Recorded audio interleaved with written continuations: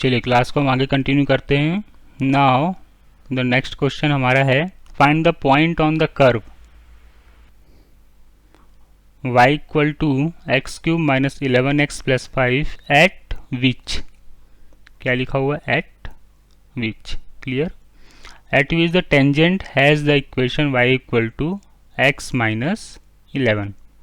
मतलब आपको कर्व में एक पॉइंट फाइंड आउट करना है और कर्व की इक्वेशन आपको गिवन है और बोला है at which the tangent has the equation y equal to x minus 11। मतलब जो कर्व का जो टेंजेंट है y लाइन की इक्वेशन है। मतलब क्या है? ये जो लाइन है और जो कर्व की जो टेंजेंट है, सपोज ये कर्व की टेंजेंट है हमारी, जो हम कर्व में किसी पॉइंट से पास करके निकालेंगे, और एक लाइन है y equal to x minus 11। तो सपोज ये मेरी दूसरी लाइन हो गई x माइनस 11। क्लियर है? तो ये दोनों आपस में क्या है? एक दूसरे के ऊपर कोइंसाइड हो रही है। मतलब जो कर्व का जो क्या है टेंजेंट है वही लाइन की इक्वेशन है। तो मतलब दोनों अगर आपस में कैसी हो रही है, यहाँ पर कोइंसाइड हो रही है, चिपकी हुई है। एक तरह से देखा जाए तो दोनों लाइनें आपस में क्या है, यहाँ पर चिपकी हुई है। मतलब दोनों के स्लोप कैसे होंगे? इक्वल होंगे। तो कर्व में पॉइंट आप इजीली फाइंड आउट कर सकते हैं। क्लियर है? चलिए तो नाउ क्वेश्चंस को सॉल्व करते हैं। यहाँ पर अज्यूम कर लेते हैं अभी तक जो हम कर रहे थे पिछली क्लास में। Let point required point will B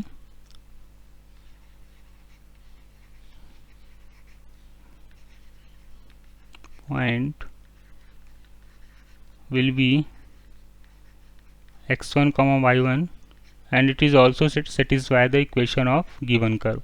Clear? And it is also satisfy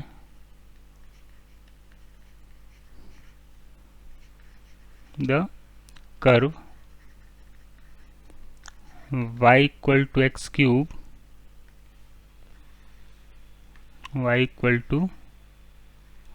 x cube minus 11x plus 5। इसको क्या कर रहा है? सेटिस्फाई कर रहा है साथ ही साथ। क्लियर है? तो सेटिस्फाई कर रहा है तो मतलब इस पॉइंट्स को मैं यहाँ पर पुट अप कर सकता हूँ, पहली बात तो, है ना। चलिए तो y1 कितना आ गया आपके पास? x1 क्यूब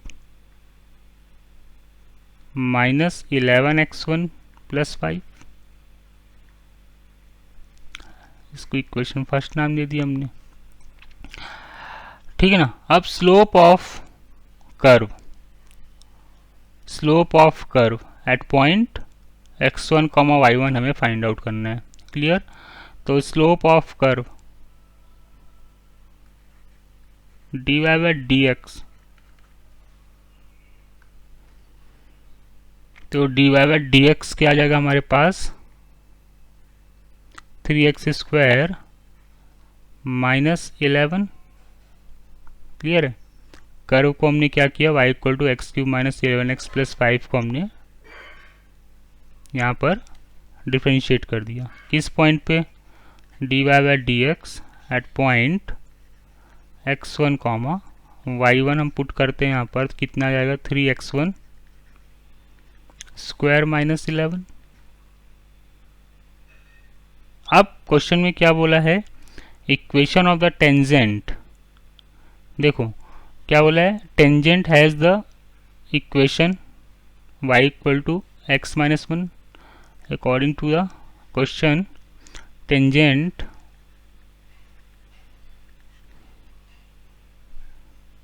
क्या गिवन था? Tangent has the equation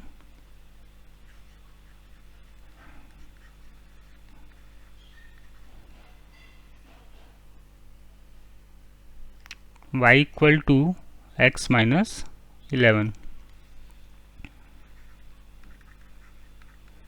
It means their slopes are equal. It means slopes are equal. ठीक है। चलिए तो स्लोप्स इक्वल हो गए, तो 3x1 स्क्वायर -11 किसके इक्वल आ गया, स्लोप ऑफ लाइन, स्लोप कितना जाएगा y equal to m x plus c से हम कंपेयर करेंगे, स्लोप 1 के इक्वल आ गया। ठीक है, चलिए तो x1 स्क्वायर 3x1 स्क्वायर किसके आ गया, 3x1 स्क्वायर इक्वल टू 12 के, तो x1 स्क्वायर इक्वल टू किसके आ गया 4 के, तो x1 कितना आ गया आपके पास +-2।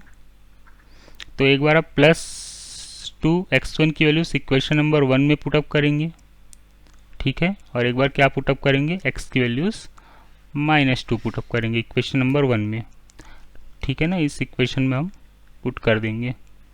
तो क्या हो जाएगा हमारे पास, नाउ x1 इक्वल टू 2, ठीक है, तो x1 की इक्वल वैल्यूज हमने 2 पुटअप करी इक्वेशन नंबर 1 में, तो y1 कितना आ गया 9 आ गया, और x1 इक्वल टू -2 पुटअप किया तो y1 कितना आ गया 19 आ गया। क्लियर है, इक्वेशन नंबर 1 क्या थी हमारी, ना इक्वेशन 1 थी हमारी y1 equal to 3x1 square -11x plus 5। Clear. अब देखो यहाँ पर जो पॉइंट्स आए हैं, पॉइंट्स कौन से आए, एक तो पॉइंट आया 2, -9 एंड दूसरा पॉइंट क्या है आपके पास -2, 19। अब ये पॉइंट्स हमको क्या करने, चेक करने की यार हमने जो पॉइंट्स निकाले हैं वो सही है कि गलत। तो लाइन की इक्वेशन क्या थी आपके पास, लाइन की इक्वेशन क्या थी, लाइन की इक्वेशन थी y equal to x minus 11, y equal to x minus 11, ये गिवन लाइन की इक्वेशन थी। तो आप इन दोनों पॉइंट्स को यहाँ पर सेटिस्फाई करा के देखो। क्लियर। तो जब आप 2, -9 यहाँ पर पुटअप करते हैं, है ना, तो ये सेटिस्फाई हो रहा है, -9 इक्वल टू 2 -11, तो 2 -11 -9, तो 2, -9 तो सेटिस्फाई हो रहा है। लेकिन जब आप ये वाला पॉइंट इस लाइन में पुटअप करते हैं तो ये सेटिस्फाई नहीं हो रहा है। तो रिक्वायर्ड पॉइंट हमारा क्या होगा 2, -9, हेंस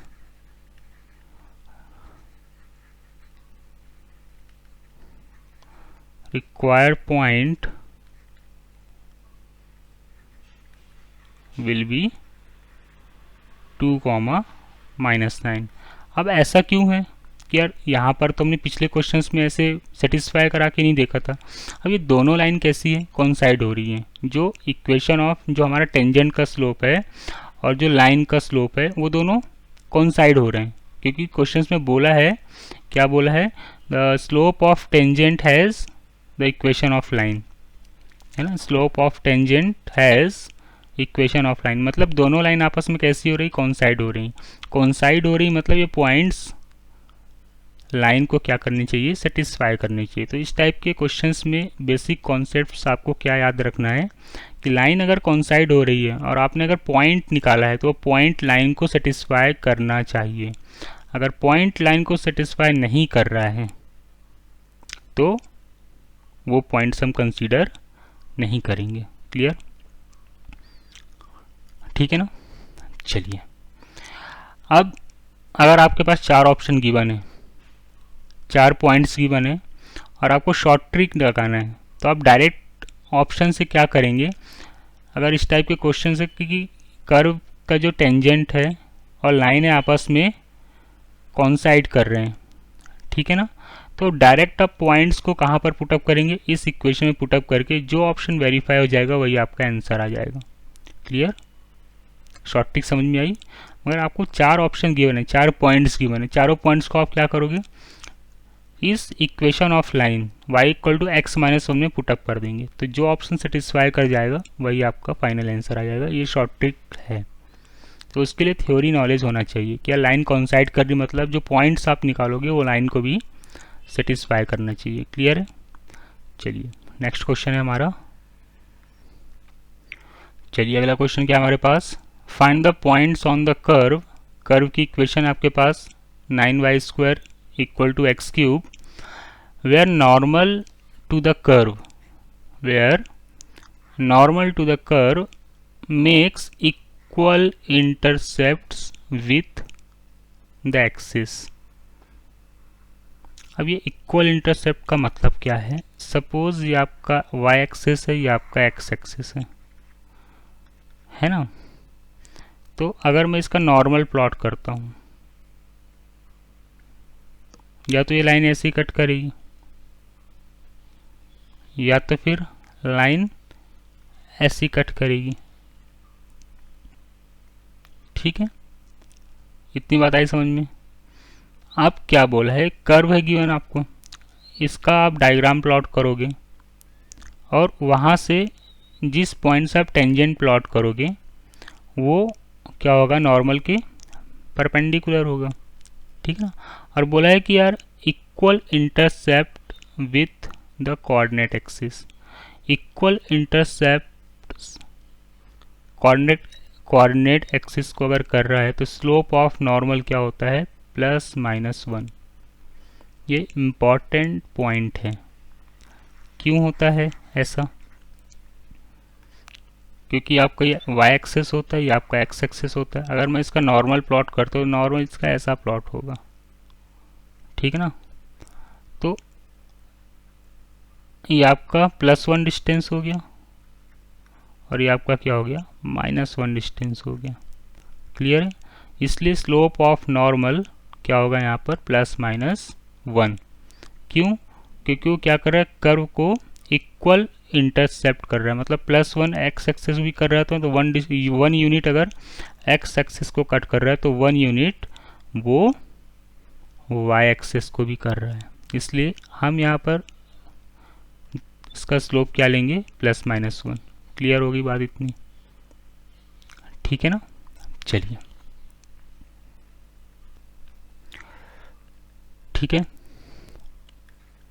तो इसका सॉल्यूशन हम फटाफट सॉल्व करते हैं यहाँ पर। तो अज्यूम कर लेते हैं, let the point will B x1, y1 on the curve and it is also satisfy the given equation of curve 9y square equal to x cube। Clear है। तो इसको अगर सेटिस्फाई कर रही है तो क्या हो जाएगा, कर्व को अगर सेटिस्फाई कर रही है ये पॉइंट, तो 9y1 स्क्वायर किसके आ जाएगा, x1 क्यूब के। इसका इक्वेशन 1 ले लिया हमने। ठीक है ना। अभी तक जो करते आए हम वही कर रहे हैं। चलिए, तो इक्वेशन ऑफ कर्व, तो स्लोप ऑफ कर्व कितना जाएगा, गिवन कर्व की इक्वेशन को हम क्या कर देंगे, डिफरेंशिएट कर देंगे। तो कितना जाएगा, 18y into dy/dx equal to 3x square. तो dy/dx कितना जाएगा आपके पास, नाउ dy/dx इक्वल टू 3 1 जा 3, 3 6 जा 18, तो कितना आ गया, x स्क्वायर अपॉन 6y। किस पॉइंट पे निकालना है हमें, x1, y1 पे निकालना है। तो dy/dx eight point x1, y1 कितना आ जाएगा, x1 square upon 6y1। Clear है। चलिए, अब आपको गिवन क्या था, since normal at point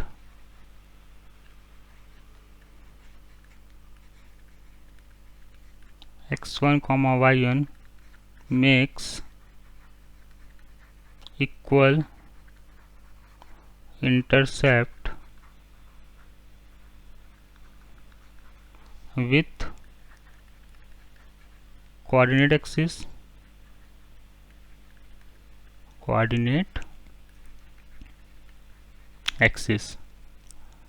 then है ना। क्वेश्चंस में क्या गिवन था आपके पास कि नॉर्मल क्या कर रहा है, कोऑर्डिनेट एक्सिस से इक्वल इंटरसेप्ट कर रहा है। ठीक है ना, कोऑर्डिनेट एक्सिस से क्या कर रहा है, इक्वल इंटरसेप्ट कर रहा है। कहाँ गया क्वेश्चन हमारा, है ना। कोऑर्डिनेट एक्सिस से क्या कर रहा है, इक्वल इंटरसेप्ट कर रहे हैं, ठीक है ना।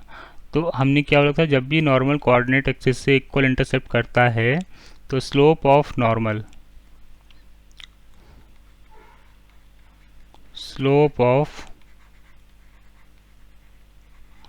Equal two plus minus one. अब स्लोप ऑफ नॉर्मल कैसे निकालते हैं, लेक्चर 1 में हमने डिस्कशन किया था। स्लोप ऑफ नॉर्मल कितना होता है, -1 upon dy/dx eight point x1, y1, है ना। अगर ये नहीं याद है तो आपने लेक्चर 1 में आखिरी के जो 5 या 10 मिनट थे वहाँ पर ये थ्योरी हमने डिस्कशन की थी आपसे। तो -1 upon dy/dx eight point x1, y1 क्या हो गया, +-1 के। अब dy/dx eight point x1, y1 कितना था, x1 स्क्वायर अपॉन 6y1। तो -1 upon x1 square upon 6y1 equal to +-1, ठीक है ना। क्रॉस मल्टीप्लाई कर दो इसका, तो -1 equal to +-x1 square upon 6y1 square, 6y1। तो क्या आ जाएगा, +-x1 square equal to -6y1, ठीक है ना। आप बोथ साइड आप इसका स्क्वायरिंग करेंगे तो ये प्लस माइनस यहाँ से हट जाएगा। तो स्क्वायरिंग बोथ साइड, तो x1 to the power 4 equal to 36 y1 square. Clear है, आ रही बात समझ में। यहाँ पर इसको इक्वेशन नंबर हम सेकेंड दे देते हैं। इतनी बात आई समझ में। चलो इक्वेशन नंबर 1 क्या थी हमारी, इक्वेशन 1 थी 9y square equal to x1 cube. तो यहाँ से अगर मैं y स्क्वायर की वैल्यू निकालूँ इक्वेशन 1 से, तो y स्क्वायर कितना आ जाएगा, 1/9 x1 क्यूब। तो इस y स्क्वायर y1 स्क्वायर की वैल्यू हम कहाँ पर पुटअप कर देंगे, इक्वेशन नंबर सेकेंड में। तो क्या आ जाएगा आपके पास, x1 to the power 4 equal to 36 into y1 square की वैल्यू क्या थी, y1 स्क्वायर था हमारे पास 1/9 x1 क्यूब। तो 1/9 x1 क्यूब। तो x1 कितना आ गया आपके पास, नाउ x1 इक्वल टू 4। यहाँ पर 3 x1 थे, यहाँ पर 4 x1 थे, तो कट गए। तो x1 कितना आ गया, 4 आ गया। x1 4 आ गया, तो देन y1 कितना आ जाएगा, है ना। तो y1 कहाँ से आ जाएगा, x1 की वैल्यू हम 4 पुटअप करेंगे कहाँ पर, इक्वेशन नंबर फर्स्ट में, ठीक है ना। तो यहाँ पर हमने x1 की वैल्यूज 4 पुटअप करी, तो 4 का क्यूब 64।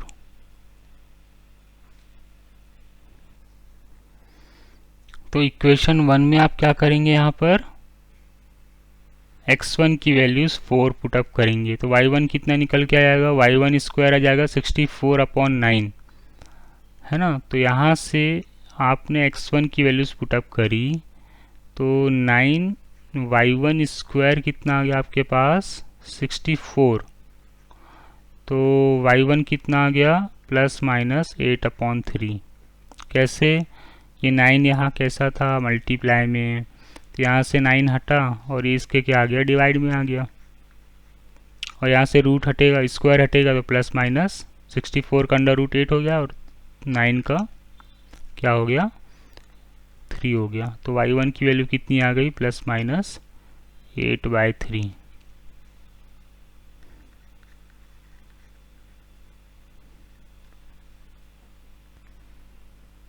आई बात इतनी समझ में। तो रिक्वायर्ड पॉइंट क्या आ गया आपके पास, now the required point will be, now required point will be 4,8/3 and 4, -8/3। जो क्या कर रही है, नॉर्मल कोऑर्डिनेट एक्सिस से इक्वल इंटरसेप्ट कर रही है। क्लियर इतनी बात है ना। तो टाइप 1 और टाइप 2 के क्वेश्चंस अब आई थिंक सबको बहुत अच्छे से क्लियर हो गए होंगे कि टाइप 1 में कौन सा फॉर्मेट हमने डिस्कशन किया था। टाइप 1 में हमने डिस्कशन किया था कि यार आपको पॉइंट गिवन है तो आपको स्लोप फाइंड आउट करना था टेंजेंट का और नॉर्मल का। और टाइप 2 में हमने अभी क्या डिस्कशन किया आपसे कि यार अगर आपको एक पर्टिकुलर पॉइंट से टेंजेंट पास हो रही है और वो किसी गिवन लाइन के परपेंडिकुलर है या तो पैरेलल है, तो हमें वो पॉइंट फाइंड आउट करना है जहाँ से टेंजेंट पास हो रही है। तो ये हमारा टाइप 2 हो गया। तो इस टाइप के क्वेश्चंस को आई थिंक सॉल्व करने में आपको कोई भी दिक्कत परेशानी सॉल्व करने में नहीं होनी चाहिए, ठीक है ना। और जिनको थ्योरी थोड़ी सी वीक लगती है वो लेक्चर नंबर 1 जो हमने 45 मिनट्स की थ्योरी अपलोड की है टेंजेंट्स एंड नॉर्मल टॉपिक में, वो आप थ्योरी को अच्छे से पढ़िए, समझिए, और जो भी दिक्कत आती है आप हमें कमेंट बॉक्स में मैसेज कर सकते हैं। और आपके पास मेरे पर्सनल नंबर्स हैं तो आप मुझे व्हाट्सएप पे मैसेज कर सकते हैं या कॉल करके अपने डाउट्स को क्लियर कर सकते हैं। क्लियर इतनी बात। चलिए।